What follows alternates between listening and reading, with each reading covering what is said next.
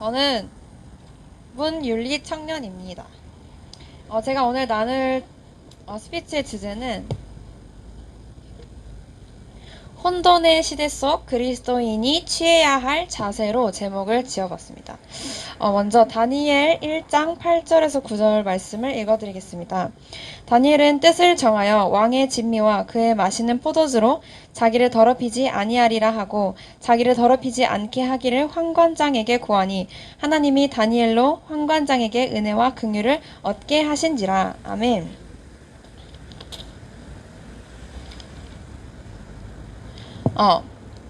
죄송해요. 바벨론은 교육에 초점을 두고 제국을 경영하였습니다. 바벨론의 느부갓네살 왕은 다니엘을 자신의 계획대로 교육시켜서 바벨론 제국의 충성스러운 신하로 만들어 유대 민족 등 세계 모든 민족을 그들의 제국 깃발 아래 영원히 두려하였습니다. 이러한 방법은 생각보다 지배적인 힘을 가지고 있습니다.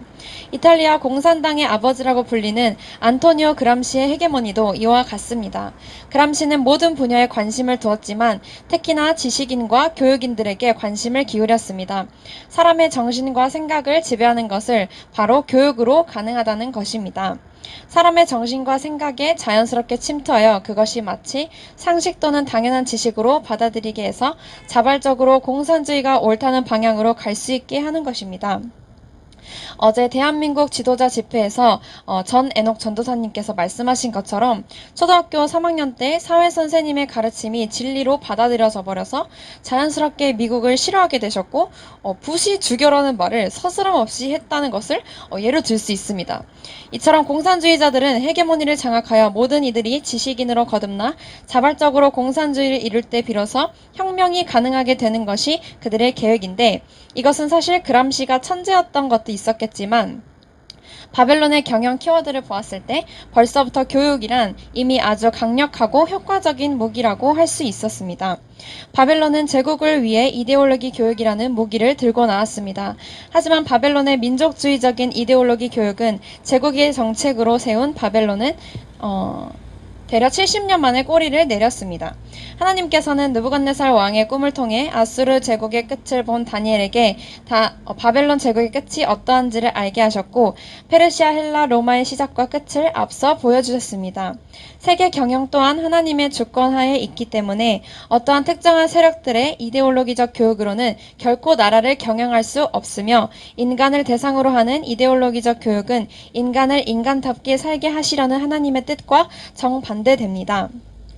그렇다면 교육은 과연 나쁜 일일까요? 전혀 그렇지 않습니다. 오히려 하나님께서는 그 가운데서 다니엘을 세우셨습니다. 다니엘은 어릴 적부터 뜻을 세워 자신의 몸을 더럽히지 않게 음식을 구분할 수 있었고 하루 3번 하나님께 기도를 드렸습니다. 다니엘은 하나님의 특별 과외를 받았던 것입니다. 교육은 하나님께서 인간이 인간답게 살기 위해 사용하시는 하나님의 선한 도구입니다. 이 도구를 어떻게 사용하느냐에 따라서 결과가 다르게 나타납니다. 현재 미국 대학의 좌편향적인 교육에 대해 잠깐 이야기해보고자 합니다. 좌편향적 교육은 역사적으로 뿌리가 아주 깊습니다. 대학 교수들 사이에서도 급진주의가 확산되고 있다는 경고는 1930년대부터 이어져 왔었고 젊은이들은 전통 사상에 도전하는데 전 생애를 바치게 되며 동성애를 반대한다는 학생을 죽일 듯이 노려보게 됩니다. 강의실은 성의 전당으로 전락하여 향락과 쾌락에 젖어 사는 것이 그들의 자아를 찾는 일이라며 예찬하기 바쁩니다. 교수들은 급진 좌파의 교서를 설파함으로써 미국의 헌법 정신과 전통에 도전하게 됩니다. 그렇다면 왜 젊은이들은 순순히 그것들을 당연시 받아들이고 있는 것일까요? 바로 성경에 대한 하나님을 아는 지식이 없기 때문에 교수들의 동기를 전혀 알아차리지 못하여 주변 환경에 쉽게 휩쓸리는 것입니다.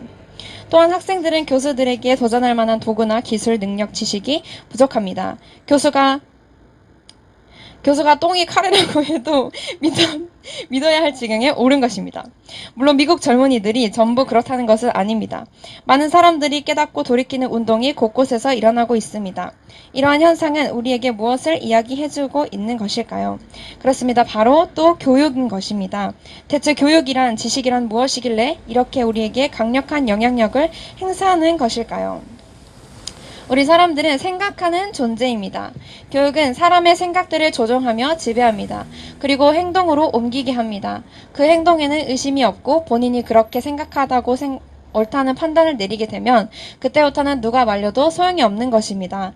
배움의 진정한 지표를 생각할 줄 안다는 것인데 그들이 하는 말을 그대로 의심 없이 믿어버리면 생각하는 법을 배울 수가 없는 것입니다. 그들이 바라는 대로 생각할 수 있게 될 뿐입니다. 그것이 바로 의식화이며 세뇌인 것입니다.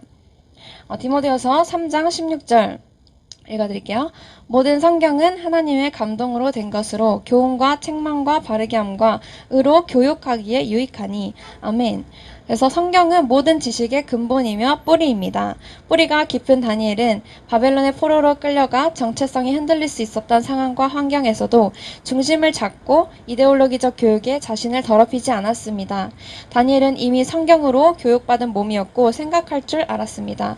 그 생각과 행동은 교육을 통해 나오는 것이며 교육은 바로 성경에 있었습니다. 교육은 누군가를 지배하기 위해서 있는 것이 아닙니다. 오히려 교육은 하나님께서 세계를 경영하시기 위해 사용되는 도구입니다. 통치는 법치 위에 기반을 두어야 하며 법치는 성경 아래에 위치합니다. 성경이 곧 법이며 진리라는 사실은 변함이 없는 것입니다.